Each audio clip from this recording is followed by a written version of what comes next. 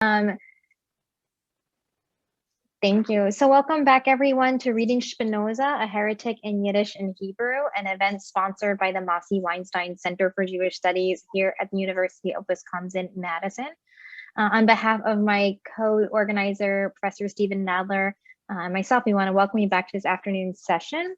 Again, I just want to thank our co-sponsors, the Department of Philosophy, the Department of German, Nordic, Slavic Plus, InGeweb, Journal of Yiddish Studies, the George L. Mosse Program in History, and the Anonymous Fund that's helping support the symposium today on the occasion of the acquisition of the Alan Nadler Spinoza collection. So we had a really nice start to the morning, and I'm looking forward to the talks this afternoon.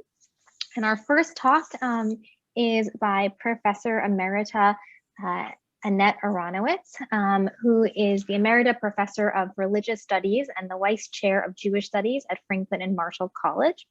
Her work is centered on responses to secularization in the work of French Jewish philosopher Emmanuel Levinas and the Catholic philosopher and poet Charles Péguy, and the Yiddish playwright Chaim Slovis. Her publications include 9 Talmudic readings by Emmanuel Levinas, Jews and Christians on Time and Eternity, Charles Peguy's Portrait of Bernard Lazare, sorry, my cadence was off, and many articles on Chaim Slovis's post-war Yiddish plays. Please join me in welcoming Professor Aronowicz. Thank you very much, Suni, for that introduction and also for the invitation to speak with you today.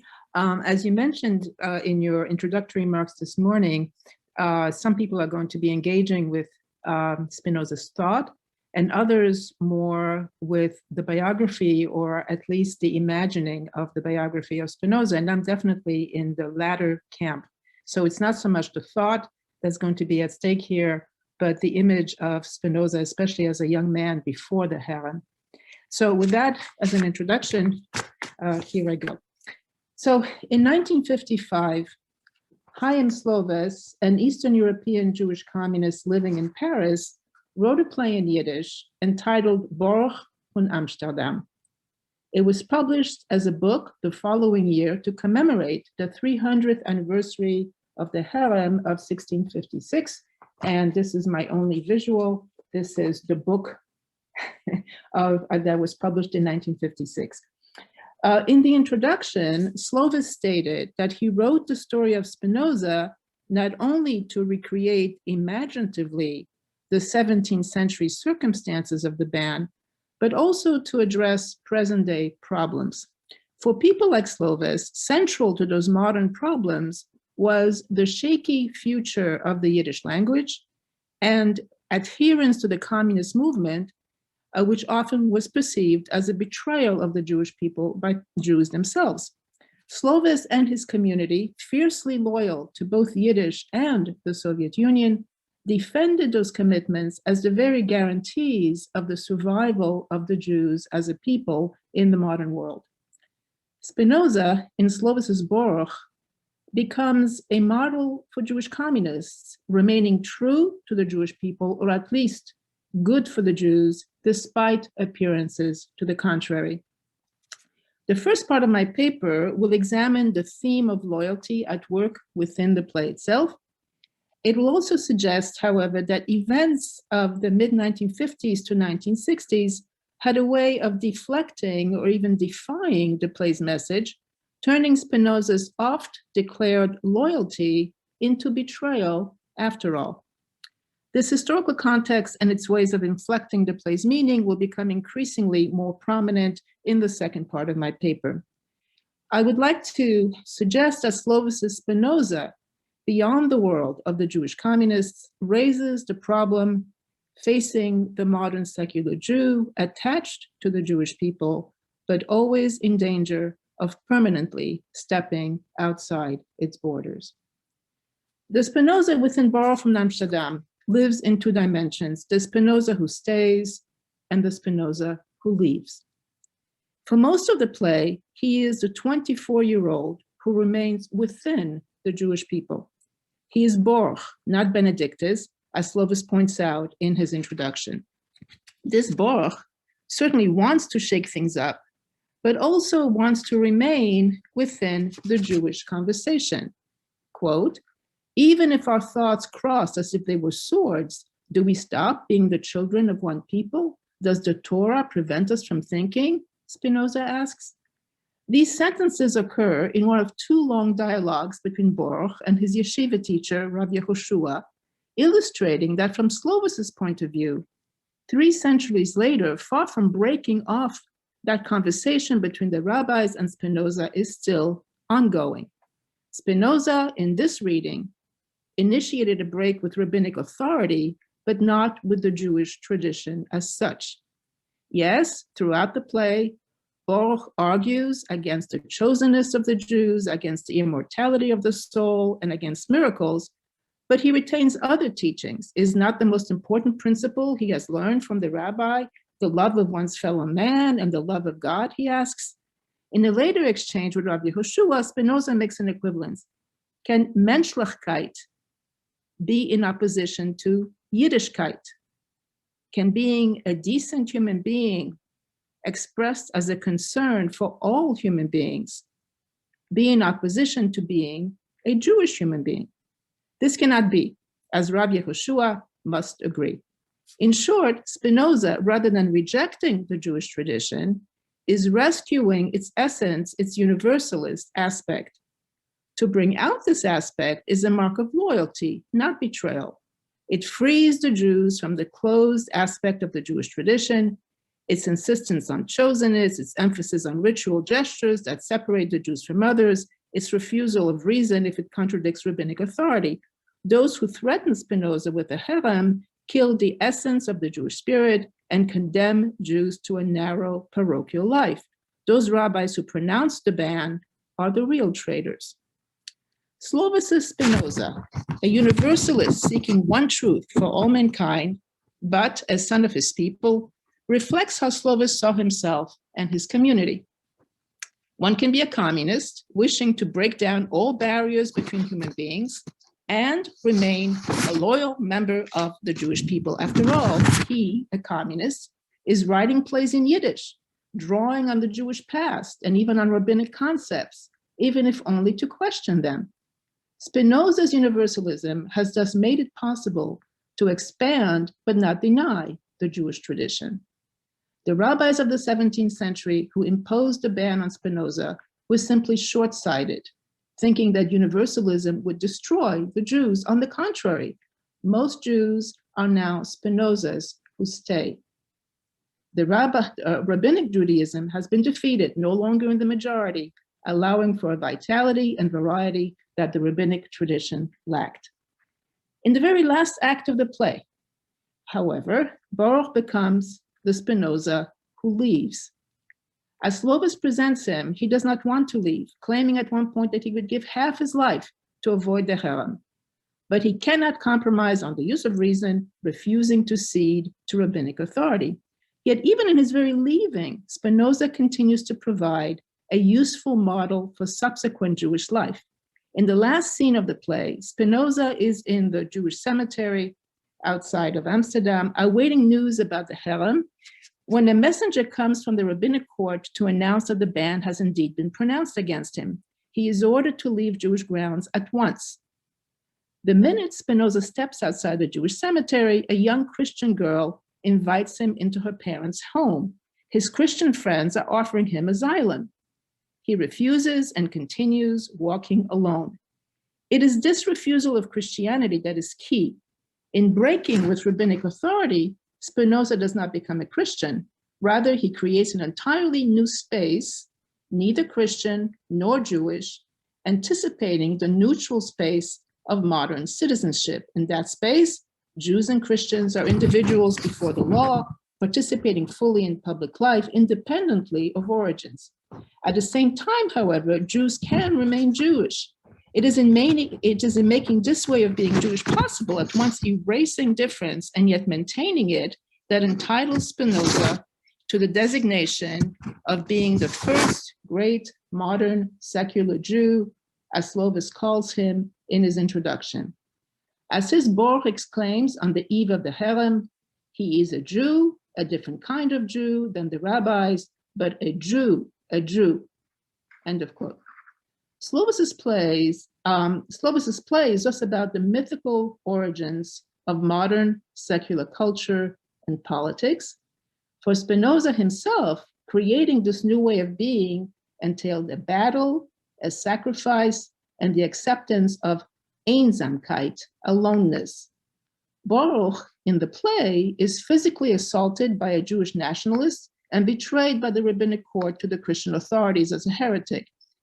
His stand required the courage to make a break with his people and to step into the unknown, refusing the security of belonging to any community.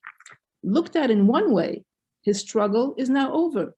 The majority of Jews are secular, freed from rabbinic authority, free to choose whatever ways of belonging they want. They now live as citizens of their respective states, no longer confined to a closed social circle. Yet for Slovis and his community, a tremendous struggle remains. How to ensure that secular Jewish culture remain Jewish in content while keeping its universal dimension.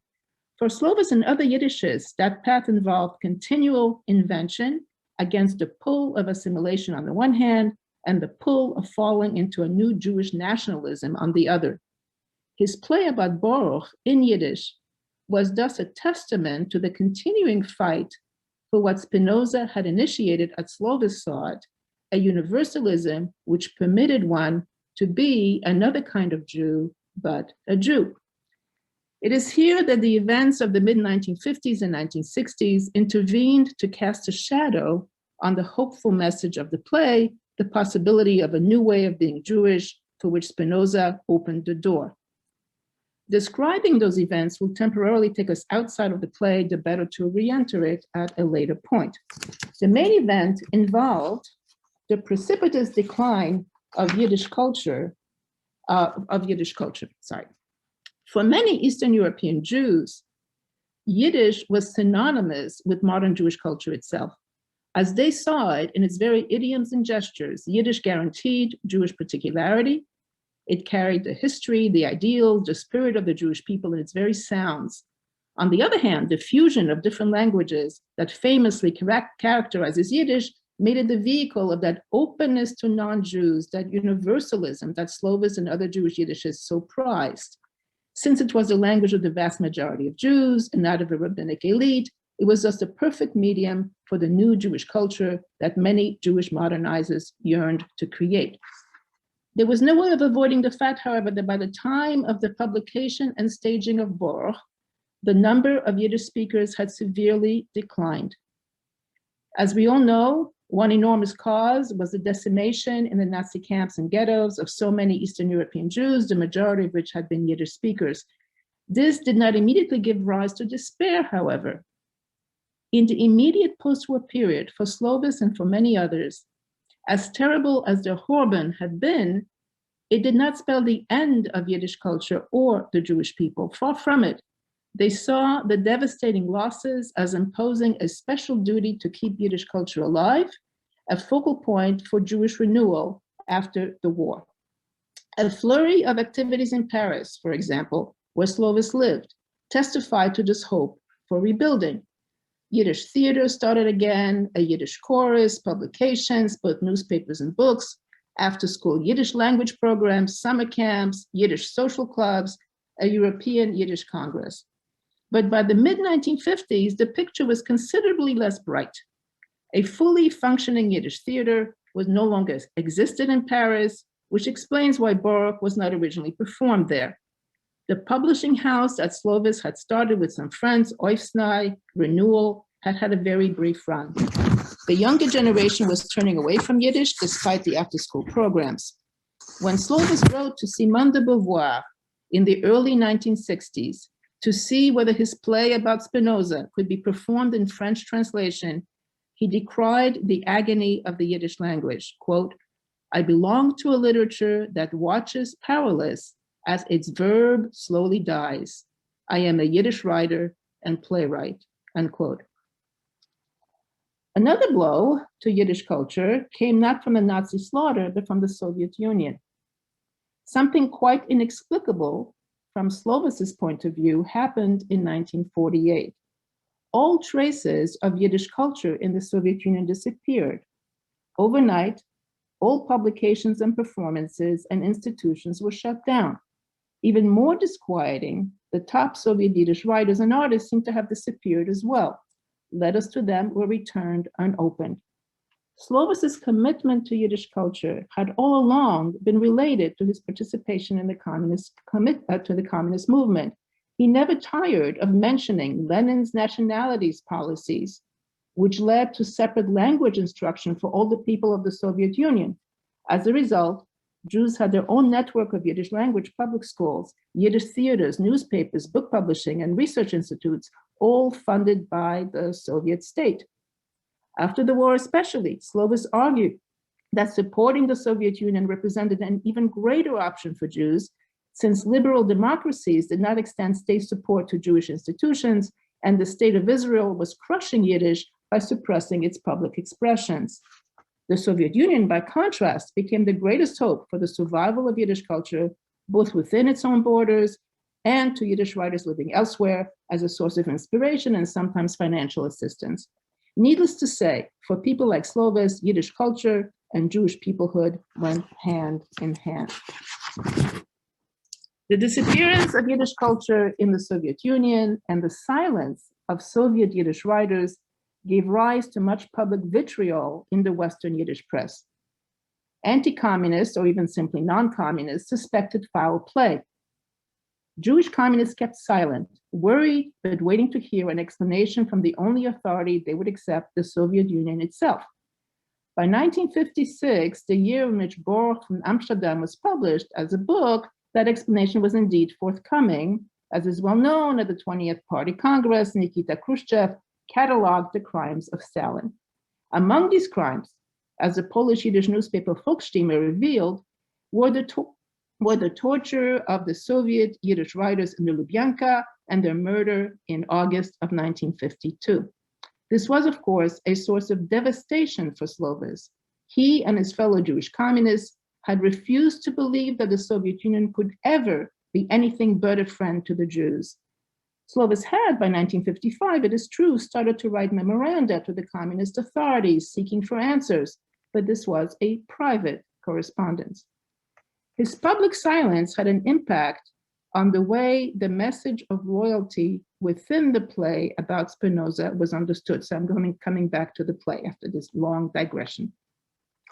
Two critics of the play in book form saw in it the mark of Slovis's betrayal of the Jewish people. Both focused on the way Slovis represented the herem against Spinoza, clearly condemning the rabbis who enacted it. The gentler of the two critics, a Bundeswriter, saw the rabbis in the play as a veiled symbol for the Soviet authorities. He claimed that Slovis was horrified by the Soviet crimes, but did not have the courage to condemn the destruction of Jews and Yiddish culture outright. The critic reproaches Slovis for not going far enough, still refusing an open public repudiation of those who had betrayed the Jews, and thus continuing to side with the murderers.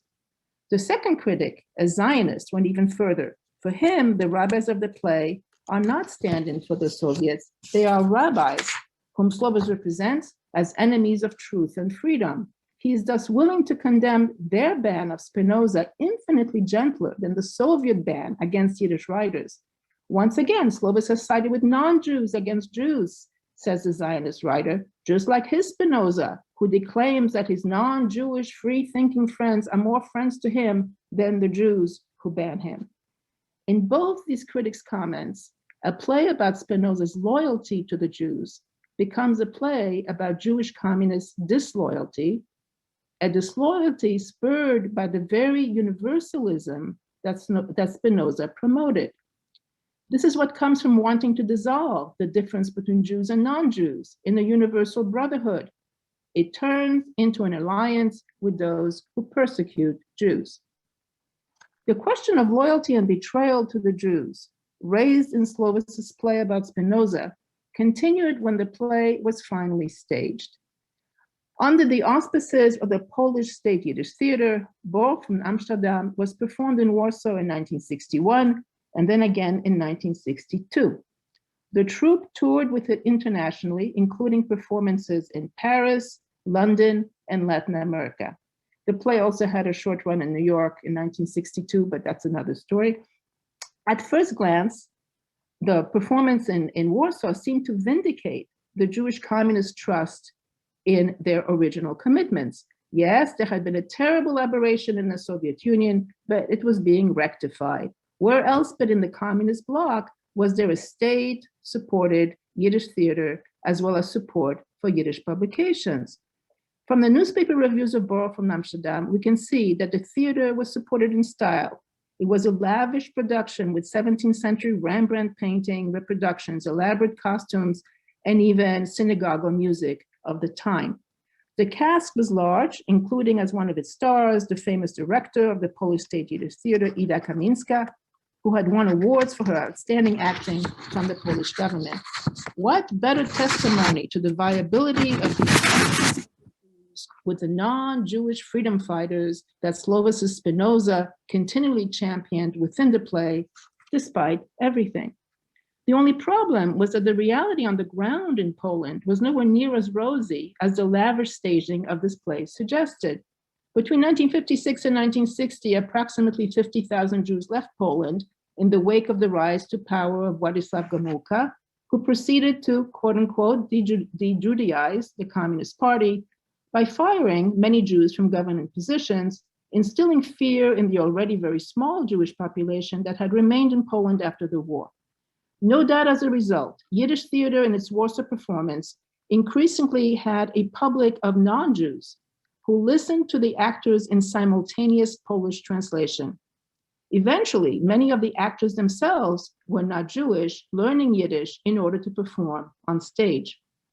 The existence of a secular Jewish culture, at once universal and Jewish, that Slovis saw in Spinoza's break with the rabbis and embodied in the Jewish Communist Alliance, existed mainly as a stage prop. Was this not what Rav Yehoshua, the rabbi with whom Spinoza argued in Slovis's play, had been afraid of?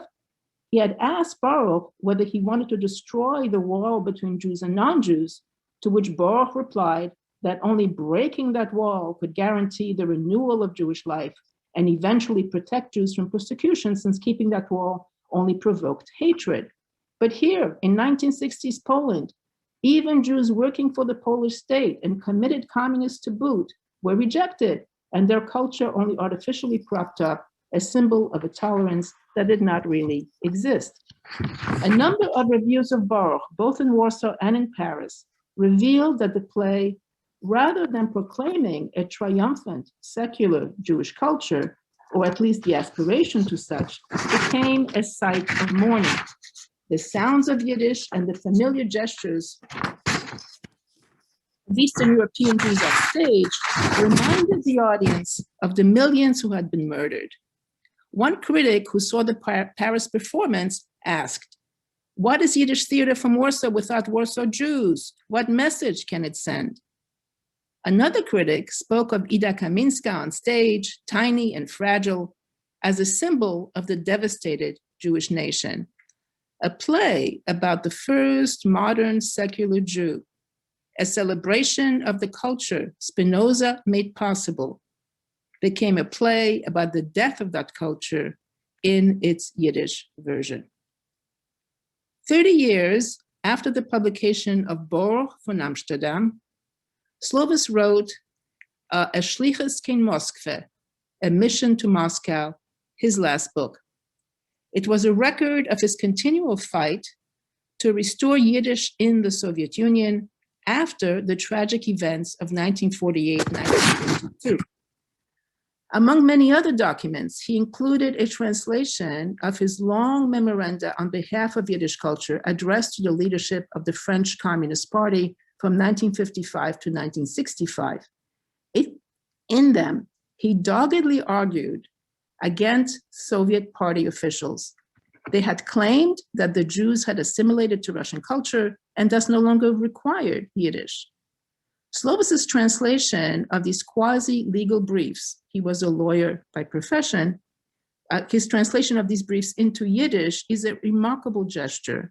Who in 1985 outside of a very small circle would be reading this in Yiddish? Would it not have been better to have published his writings in the original French? Perhaps Slovis wanted to show that he and the secular culture he fought for were through and through in the traces of the Baruch who stayed. His communist allegiance, even if betrayed by events in the Soviet Union, was always a way to establish Jewish culture on a new universalist basis, a loyal Jewish enterprise. Spinoza might have cut off from the rabbis, but not from the Jewish people, as Baruch declares within the play. Whether the chief innovation Slovis associated with Spinoza, the possibility of a non-rabbinic Jewish culture, can in fact sustain a Jewish peoplehood, still remains a hotly contested question. The Baruch who stays often becomes the Baruch who leaves, Benedictus. The French Jewish philosopher Emmanuel Levinas, writing in the same year as Slovis's play was published, 1956, claimed that Spinoza, in fact, facilitated a kind of Christianity light for Jews. They no longer need to convert, but since so many of them in that supposedly neutral public space of the modern state are educated exclusively in Christian sources through the literature and philosophy they learn, they lose their Jewish knowledge sometimes entirely. A specifically Jewish culture cannot but be centered on its rabbinic heritage, Levinas claims, even if modern experience detects new dimensions in the ancient texts. In other words, one does not have to be a universalist communist to leave the Jewish people behind. All one needs to do is to be educated in a national school system with no exposure to traditional Jewish texts or traditional Jewish practices. Levinas was not repudiating the modern state or modern culture, but he was raising the problem of maintaining a specifically Jewish culture that accompanied those innovations. Baruch from Amsterdam, like Spinoza himself, raised the question of the line between loyalty and betrayal, not only for Jewish communists, but for all Jews embracing a non-rabbinic way of being, and yet, no doubt unlike the historical Spinoza, wishing to remain Jews in more than name only.